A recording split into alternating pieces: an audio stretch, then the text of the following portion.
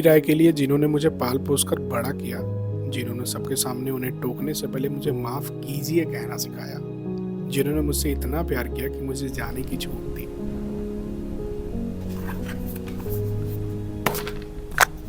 ओह हाय, स्वागत है आप सभी का हमारी इस अनस्क्रिप्टेड दुनिया में। खैर ये किताब जावेद भाई ने मुझे दी थी बड़े प्यार से। उन्होंने कहा था इसे पढ़ना ज़रूर। मैं पढ़ रहा हूँ। पढ़ते पढ़ते ख्याल आया कि क्यों ना आप लोगों को पिछले 10 दिनों में जो कुछ हमारे साथ बीता, मतलब बहुत सारी ऐसी चीज़ें हुई जो आप लोगों को दिखाते चलो। तो भैया चाय, one of the best therapy for your stress. बहुत ठंडी है। तो बस चलिए हम और आप चलते हैं एक ऐसे सफ़र पर, एक ऐसी कहानी के साथ जहाँ बातें होंगी, जीवन होगा और हाँ भाई ढेर सारी मस्ती भी होगी, क्योंकि हमारी टीम बहुत खतरनाक है। बहुत भयानक वाली ठंड है भैया जी। सुबह की शुरुआत गुड मॉर्निंग के साथ, और दिखाते हैं इस अंधेरे से बाहर आते हैं तो आपको दिखाते हैं कि हमारा क्या हाल है। तो ये रहे हम, लाइट हल्की हल्की पड़ रही है, मुझे पता है। ये हमारा बैनर, पीछे 30 किलो का है, निकल पड़े हैं एक नए प्रोग्राम के लिए।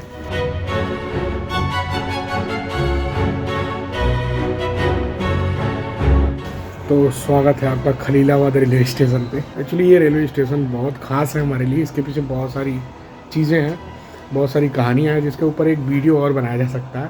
खैर अभी मैं सुबह के 5:30 बज रहे हैं और मैं खलीलाबाद रेलवे स्टेशन पे खड़ा हूँ अपनी ट्रेन के लिए, जो कि गोंडा जाएगी, और बहुत कुछ एक्सपीरियंस करने वाले हैं, कुछ ऐसा जो शायद आपको मज़ा आएगा।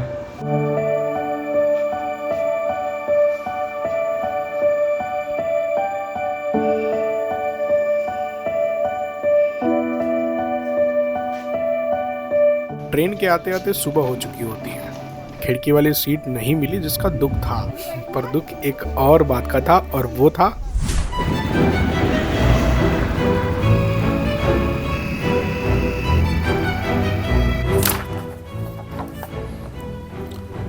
वॉलीबॉल मेरा फेवरेट रहा है। अब क्यों फेवरेट रहा ये मुझे नहीं पता, बट मैं 9th क्लास में था और एक बार स्कूल बंक करके मैं अपने दोस्तों के साथ चला गया था 20 किलोमीटर दूर, एक गांव है बनगांव करके, वहाँ वॉलीबॉल मैच देखने। और पता नहीं क्यों तब से ही मेरा वॉलीबॉल के प्रति इतना मतलब समर्पण आ गया कि क्या ही बताएं। अगर कहानी में आगे देखिए होता क्या है।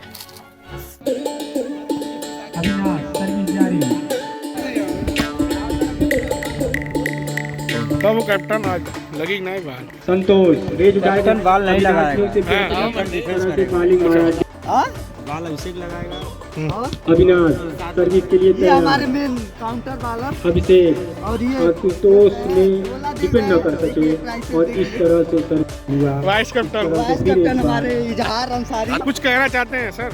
मैच बहुत शानदार होगा क्योंकि हमारी टीम बहुत जुझारू है और हम लोग एकदम लगन से खेलेंगे फील्ड पर और जीत हासिल करेंगे। हम बहुत एक्साइटेड थे, इतने एक्साइटेड थे कि बस क्या ही बताएं आप सबको। लेकिन मैच शुरू होते ही खत्म हो गया। हम हार चुके थे और बड़ी बुरी तरह से हार चुके थे।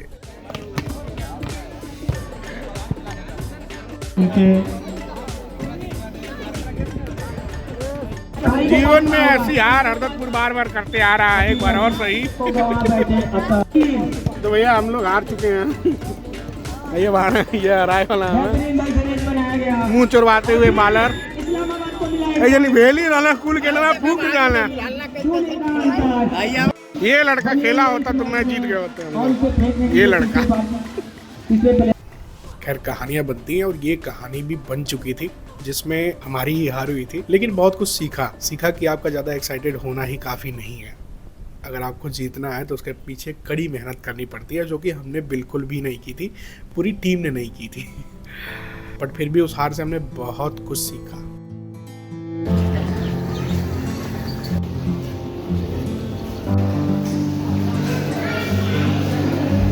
भाई यहाँ तो कुछ ज़्यादा ही ठंडी है रे।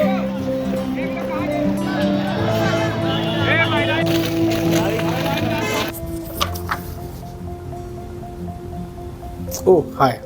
तो बात कुछ ऐसी है कि इधर 2-3 सालों से किताबें कुछ ज़्यादा ही मेरे करीब रहने लगी हैं। पता नहीं क्यों ऐसा है, क्या नहीं है, लेकिन मुझे लगता है कि किताबें ऐसी चीज़ हैं जहाँ आप बहुत कुछ महसूस कर सकते हैं। जैसे नदी, तालाब या फिर नदियों के किनारे बैठने पे क्या महसूस होता है। जब लेखक लिखता है ना तो बहुत कुछ ऐसा महसूस होता है जैसे लगता है कि हम उन्हीं पलों में जी रहे हैं। खैर अभी गोंडा पहुंचना हो चुका है और गोंडा पिछले 2-3 सालों से बहुत मेरे इर्द गिर्द रहा है। बहुत सारे प्रोग्राम, बहुत सारे प्रोजेक्ट्स वहाँ चल चुके हैं और बस अभी आगे जो होने वाला है वो थोड़ा मस्ती भरा होगा। कुछ पल ऐसे होंगे, मैं पूरी चीज़ें नहीं दिखाने वाला हूँ, लेकिन कुछ चीज़ें ऐसी होंगी, कुछ पल ऐसे होंगे जो बेहतरीन थे और अभी आप लोग उन्हीं पलों से रूबरू करने वाले हैं। तो भैया स्वागत है आपका गोंडा में। पिछले 1 साल से जिस प्रोग्राम के इंतज़ार में थे वो प्रोग्राम फिर से होने वाला है। अच्छा, पिछली बार जो प्रोग्राम होना था वो ठीक मेरे सामने होना था। हमारे ईडीपी प्रोग्राम का जो पिछला वीडियो था, मतलब पिछले साल जो मैंने डाला था, उसमें बहुत सारी एक्टिविटीज़ हुई थी। वो आप देख सकते हैं, ऊपर स्क्रीन पर दिखेगा आपको। तो बहुत कुछ एक्सपीरियंस करने वाले हैं और साथ में आप लोगों को कुछ यूनिक दिखाने वाले हैं। यार यूट्यूब पे ऐसे फालतू का ये करना वो करना नहीं होने वाला है, यहाँ कुछ यूनिक मिलेगा। मैं यही वादा करके इस चैनल को बनाया और मेरा वादा पूरा होते दिख रहा है।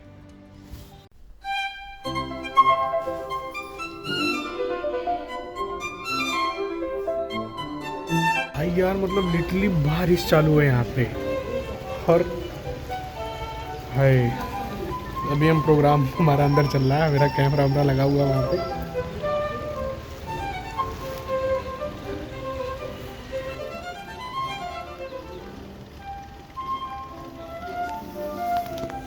पहले दिन का प्रोग्राम थोड़ा बारिश की वजह से हल्का फुल्का रहा, जिसका मुझे और मेरी पूरी टीम को दुख था, पर फिर भी रीति रिवाज के हिसाब से हमने पहले सरस्वती पूजा की, प्रार्थना की, जिसके बाद हमारा प्रोग्राम चालू हुआ। और ऑब्वियसली ठंड में बारिश की वजह से लोग ठिठुर रहे थे। वहाँ आई औरतें बहुत ज़्यादा ठंड से परेशान थी। अंदर रूम में कैमरा इतना अच्छा चल नहीं रहा था, जिसकी वजह से एक प्रॉब्लम ये भी बन रही थी। लेकिन हमने और हमारी टीम ने किसी तरीके से सब कुछ संभाला और पहले दिन का प्रोग्राम चला।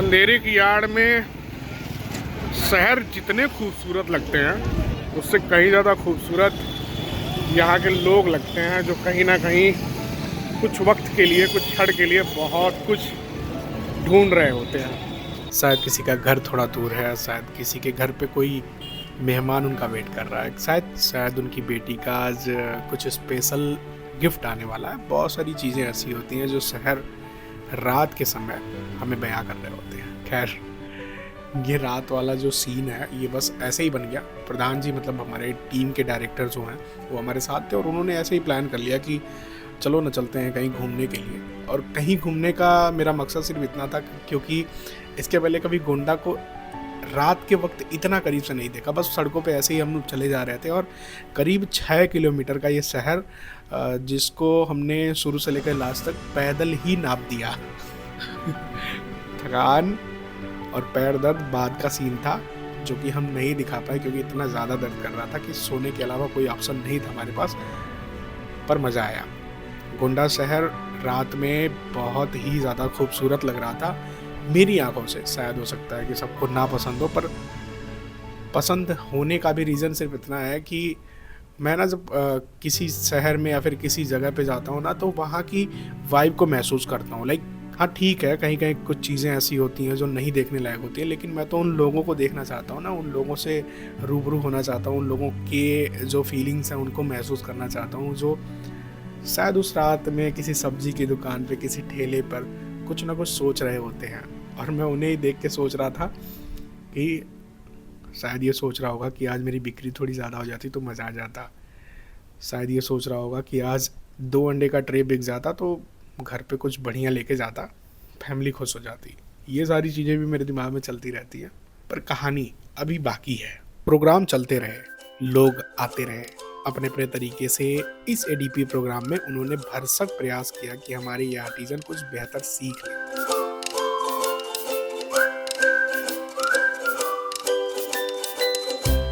लेकिन लंच के दौरान जो हमारी मस्ती चलती थी ना, वो शायद मैं कभी भूलूंगा नहीं। तो भैया चाय, one of the best therapy for your stress. प्रधान जी की तरफ से ये चाय बिना चीनी नहीं दिक्कत नहीं, अगर आप गाएंगे तो और बेहतर होगा। ये गज़ल जो है अहलो दैरो हरम की धुन पे आधारित है और एक मैडम थी, इनका नाम था कमला बसीन, इन्होंने गाया था। ठीक है, महिलाओं से। और गाने का धुन है हम बेघर भले। कौन कहता है जन्नती से, हमसे पूछो कि भाषा देते हो। एक तो हम गाते नहीं है। प्रधान जी हमेशा से खास रहे। जब कभी टीम या फिर वहाँ जो आर्टिजन मौजूद थे, ऐसा उनको फील होता था कि नहीं वो थक गए हैं, उनको सुनने का दिल नहीं करता था, प्रधान जी मोर्चा संभालते थे और कोई ना कोई ऐसी हरकत खुद से कर देते थे, खुद का ही मजाक बना के कर देते थे कि पूरे वहाँ बैठे जितने भी लोग रहते थे वो हंस देते थे। लेकिन इसके अलावा कोई और भी था जो कहीं ना कहीं ऐसी ही चीज़ें करता था और खुद भी हंसता था। हा हा हा। तो अभी हमारा दूसरे दिन का प्रोग्राम चल रहा है। ये है ममता जो दिन भर हा हा हा हा हा हा हा बात कही।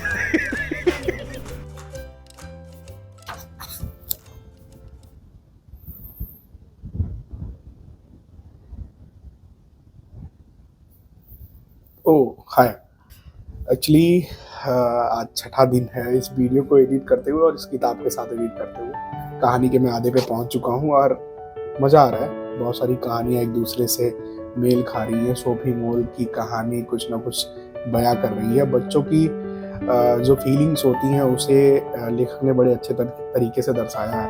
पर चल रही वीडियो में भी एक ट्विस्ट ये है कि एक कहानी छूट गई है जिसके बारे में मैं शायद आपको बताना भूल गया। और प्रोग्राम की एंडिंग थोड़ी सी इमोशन से भरी हुई थी, जिसमें मेरा एक बढ़िया स्पीच भी था। तो आगे आप लोग शायद मज़ा लेने वाले हैं। मैं अपनी किताब के साथ थोड़ी कहानी की और गहराई में पहुंचता हूँ और आप लोग वीडियो की गहराई में पहुंचो।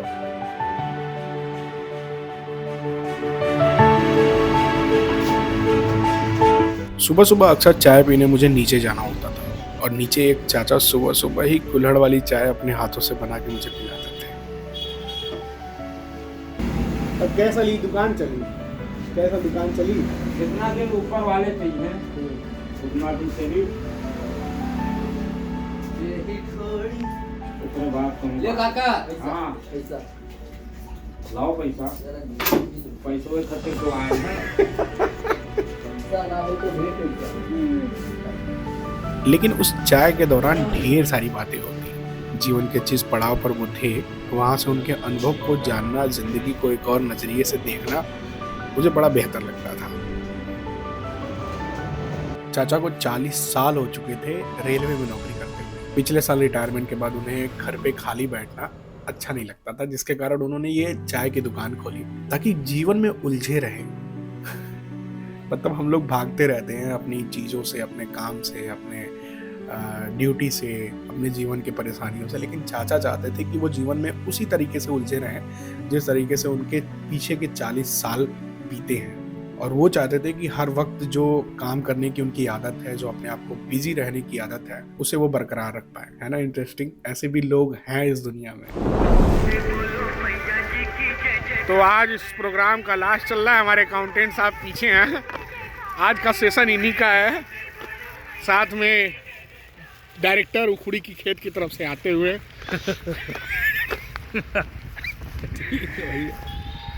और अभी ये गन्ने के खेत में जाएंगे, 3-4 गन्ना उन्हें लेकर आएंगे। नहीं आर्टिजन को गन्ना सीख।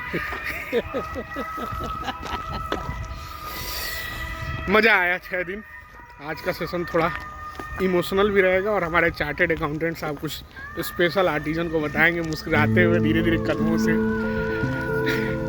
लास्ट दिन हम सब थोड़ा इमोशनल थे क्योंकि पीछे के दिनों में इतनी सारी मेमोरीज हमारे बीच में बन चुकी थी जिन्हें शायद जीवन भर के लिए हम अपनी यादों में कैद रखने वाले थे।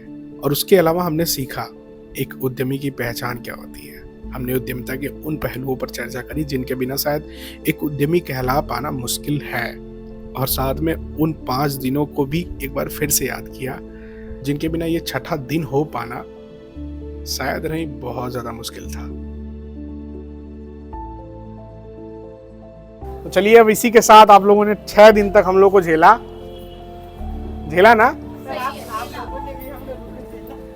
हम लोगों को झेला, हमने आप लोगों को झेला। प्रधान जी आप कहाँ आए बोलने, अभी साथ चलना है आप।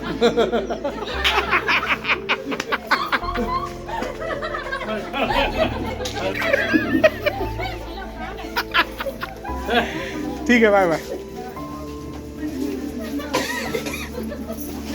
हाँ नमस्ते। नमस्ते नहीं सिर्फ बाय बाय, फिर मिलेंगे। Hello bye. हाथ मिला लो। चॉकलेट भी नहीं है। हाथ मिला लो। ये तो बाय सर।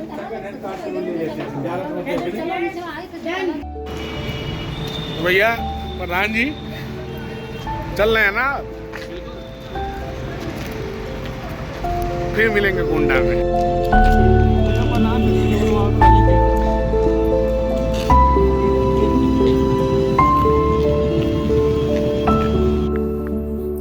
पता नहीं क्यों पर मुझे ना यार एंडिंग्स नहीं पसंद है।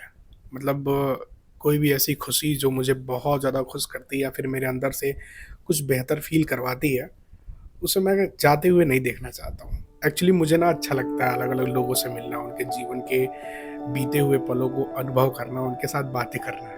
पता नहीं क्यों बात करने के बाद कुछ अपना अपना सा लगता है। लेकिन मैंने कहीं पढ़ा है किसी भी चीज़ की शुरुआत करने के लिए एक अंत का होना ज़रूरी है, तभी हम एक नई शुरुआत को एक नई ऊंचाई दे पाते हैं।